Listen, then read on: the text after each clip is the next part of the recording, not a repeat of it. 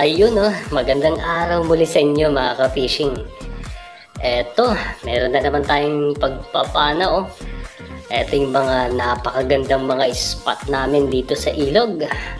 Ayan, sabay nating panoorin mga ka-fishing itong video ito at saka yung mga video namin sa dagat. At yun, start na tayo. Medyo may kalabuan yung tubig. Siyempre, lagi na umuulan. At eto, tignan nyo, grabe, meron dito sa kanan ko. Ayan ayun, grabe mga ka-fishing. Ay sus, nagtakal na ito. Ayan nakatingin sa atin. Grabe, buti na lang daan-daan kong itinutok yung pana hindi umalis. Ay sus, ganyan kalaki to. Ninervyusin ka talaga pag nakakita ka ng ganito mga ka-fishing. Tapos yung eksenang ganon na nakatingin lang sa'yo, hindi mo alam, hindi mo sure kung pag itutok mo yung bala ng pana baka biglang aalis, manghihinayang ka ganon. Pero ang nangyari, nag-steady lang. So napakalaking unang huli. Jackpot na yan mga ka-fishing. Naglapad nga talaga niyo. Ay so mga 5 to 6 fingers yan. So ayun, ang unang huli natin, ganun-ganun lang.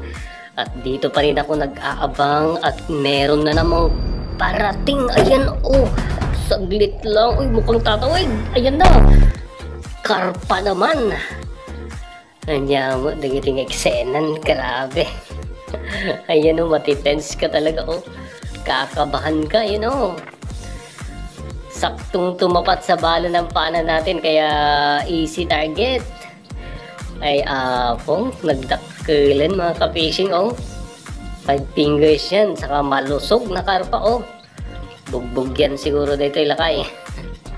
Kung Trinidad, shout out sa'yo. Eto, tignan nyo naman tong pinag-aabangan ko grabe. At nag-aabang ako na ganyan. At merong biglang tatawid. May nakita ako sa harap ko mga ka-fishing pero dito na ako nakatingin. Grabe. Ang lakas ng pana. Thank you so much Romel Vergara sa mga pana po. Ayan. Eto yung slow mo nakatingin ako doon, tapos biglang may lumitaw dito sa kanan ko. Hindi ako gumagalaw kasi mabilis yan. Nakapuesto na. Ayan kaya natamaan. Nyamo dagiti nga naalan, grabe, nagdadakkel. Ilang piraso na nakadali pa ako ng silap kanina pero hindi ko na play na yung video kasi silap. Ilang piraso lang yung nahuli ko mga ka-fishing, pero mahigit na 1 kilo na to. Ang lalaki kasi parang to oversized din na tilapia yan. Good size. Ayos mga ka-fishing. Iba talaga tong spot na to kasi kung tignan nyo magkabilang gilid makapal ang paragras. Hindi nila kasi makukuryente ito mga ka-fishing. Basta kapag i-fishing net mo mailat naman mga isda, meron na naman dito tignan nyo, may biglang tatawid naman galing sa kaliwa ko. Ayun, paabante ako dyan mga ka-fishing. Pero nung umaabante ako, biglang may lumitaw sa kaliwa ko eksaktong tumapat sa pana, kaya ang ganda ng tama gitnang gitna. Siyempre walang kawalayan kasi napakaganda tong pana. Merong abaniko mga ka-fishing.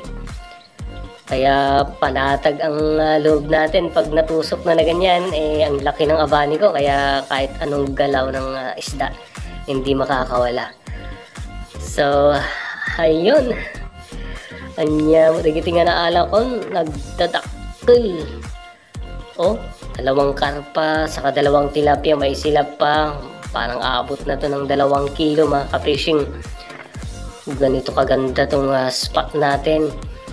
At habang nag-aabang ako dyan, tignan nyo, meron pala dito sa kanan ko ayun hindi ko mahabol kasi pagbilisan ko yung galaw ko, pumunta sa harap. Grabe, karpa ulit mga ka-fishing. Ayan biglang bumalik din at saka pumunta sa harap natin. Curious nakatingin lang. Kaya ang daling tamaan pag ganun. So ibig sabihin mga ka-fishing, wala pang nagpapana dito kasi eto, curious sa akin mga isda. So good size na karpa. Grabe yung mga nahuli ko dito. So plus ito, ayan. Talagang jackpot na andyan na yung mga nahuli ko, ang dami. So habang paulit tayo mga ka-fishing, ayan, nakatingin lang ako dyan naghihintay ng biglang tatawid o lilitaw dyan. Kaya eto ayan, di ko alam kung anong nangyari dyan mga ka-fishing. Parang napigilan akong kalabitin kaya ayun, tumawid lang. So ang dami talaga dito, ang daming karpa. Dito lang ako nag-aabang ayan, merong parating. Ayan ang bilis niyan mga ka-fishing. Slow mo ko lang, ayan, biglang tumawid pa kaliwa sa pool. Ganun yun. Ayan nilapitan kong bigla yan kasi akala ko pangit ang tao, inawakan ko na ganun, kaya pumiglas pa so akala ko makawala, pero nung tinignan ko grabe palang tama. Napakaganda, hindi talaga makakawala yan kasi parang natuhog ng ihi, yung ihawin mo ganun. So talagang jackpot na jackpot to mga ka-fishing. So ilang karpa yung nahuli natin. So ayan, meron na naman sa kanan ko. Hindi ko makagalaw kaya easy target. Nakapwesto lang, nakaposition lang na gano'n Ang laking tilapia. Ayan nandyan lang sa ilalim ng punong kahoy yan mga ka-fishing. Ang laki ulit Buti naman ayun may mga natira pa kasi nilinisan na to so good size yan mga ka-fishing Ayan, dito na pala ako sa may ang tawag doon, napakakapal ng water lily na parang naipon ganun. Kasi pag umulan din ng malakas may agos yung mga water lily mga ka-fishing at saka may ipon sa isang banda. Ito ang bilis niyan mga ka-fishing.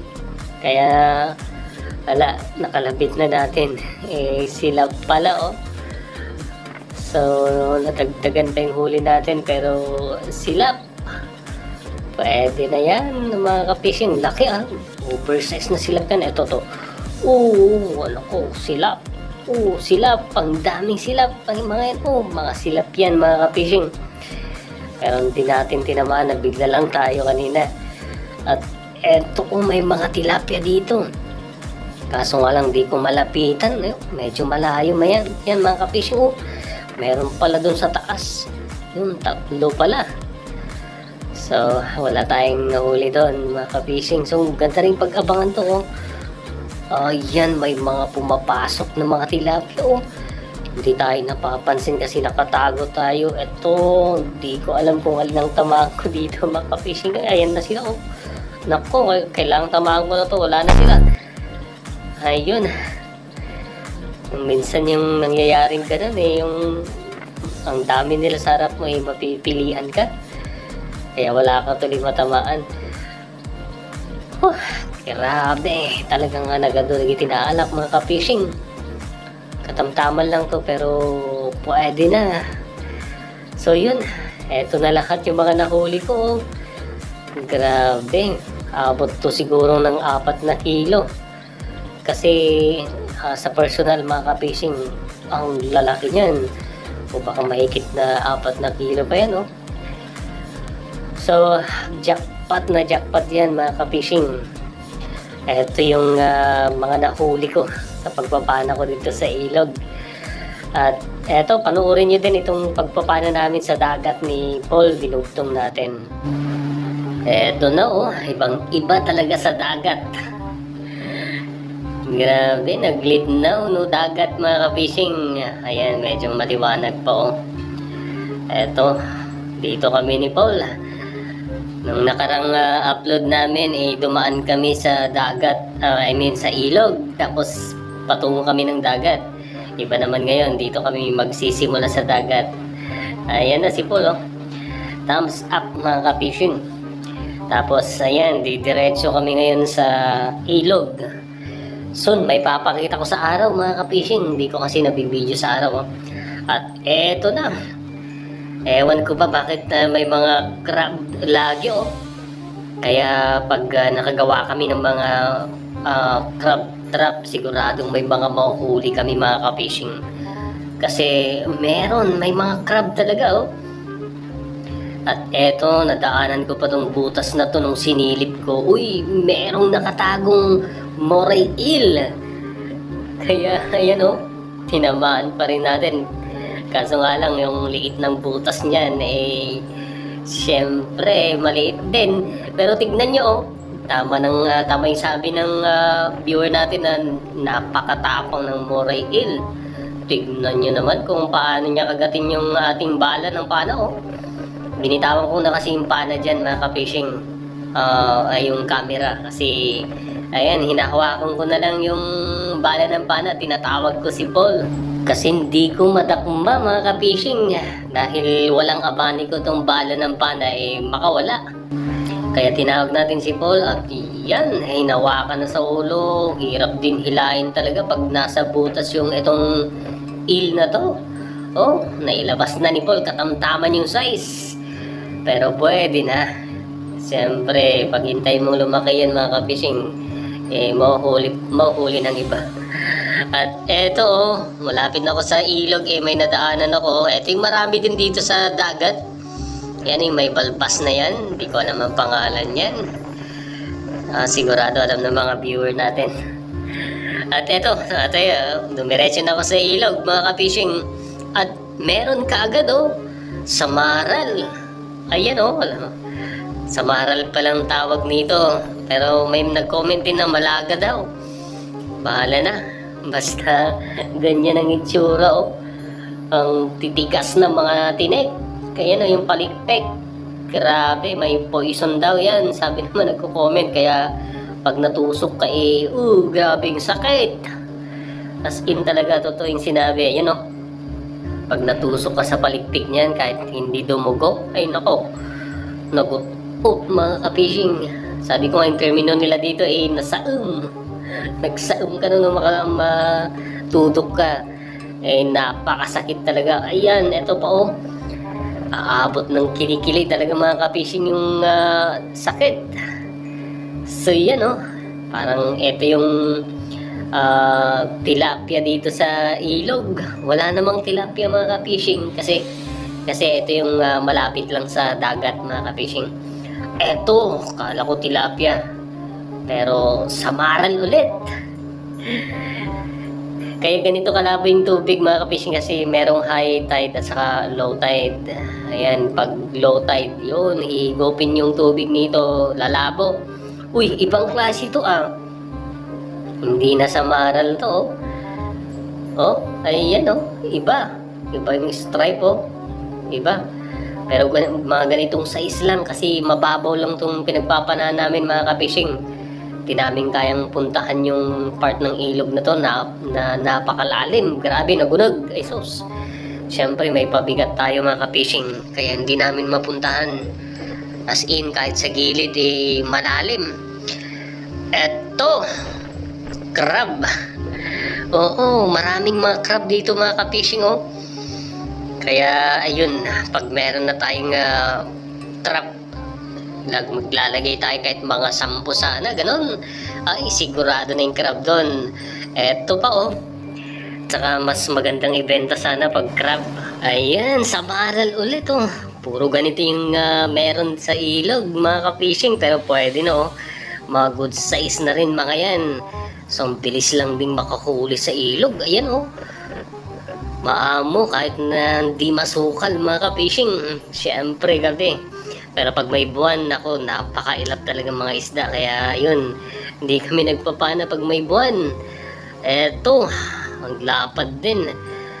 So, ayun yung mga na-video ko mga ka-fishing. At eto naman kay Paul, oh.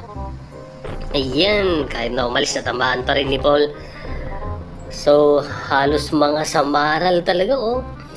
Siguro kung kaya naming puntahan yung malalalim, siguro may mga mas malalaki doon. Pero, wala. May pabigat kasi kami mga ka-fishing.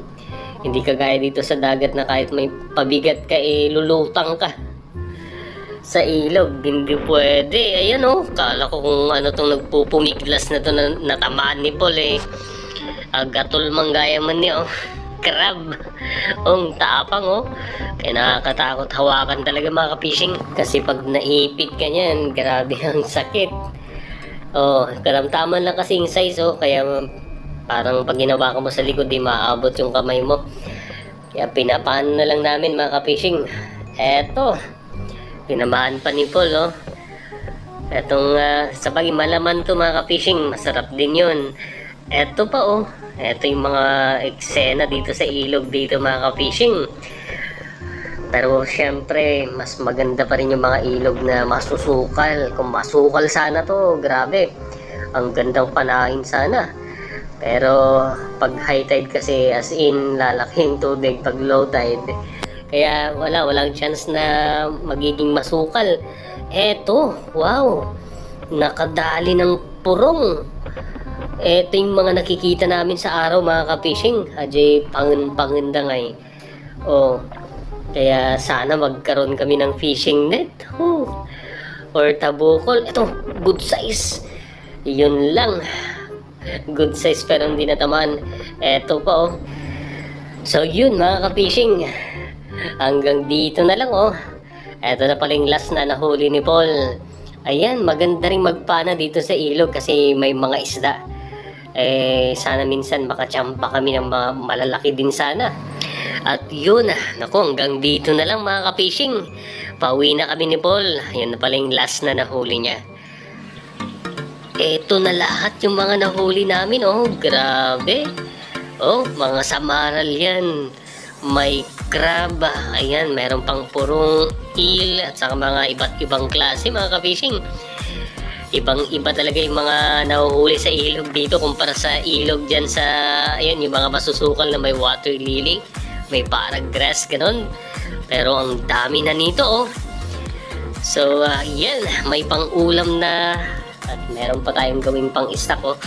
Eto na, nililinisan na ni Paul. Meron pang pausok kasi daming lamok.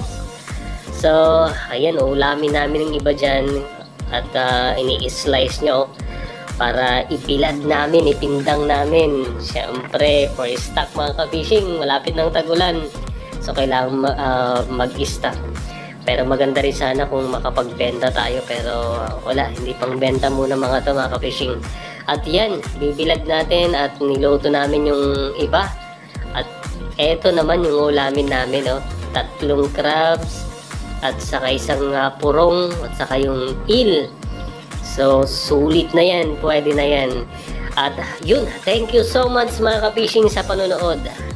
At eto na yan, may mga isa-shoutout pa tayo. Yan, si Sir Daryl Payne. Shoutout po sa inyo, sir. Thank you so much. At sa inyo din, Kapupong Vlogs. Ayan, shoutout po sa inyo. And Jemar Flores ng Nueva Ecija. Shoutout muli sa inyo, sir. At sa inyo din yan, Sir Jomar Kalika. Ayan, taga-Kalinga po kami. Thank you so much. Ayan, salamat po sa panonood. At sa inyo din, Sir Freddy Labostro ng Tarlac. Shoutout po sa inyo. Biosite Lechonero. Naku, thank you so much po sa panonood. At ang ating panghulihan si Sir Raymond Verdan. Thank you so much din po. At yun, hanggang dito na lang mga ka-fishing. Thank you so much po sa panonood.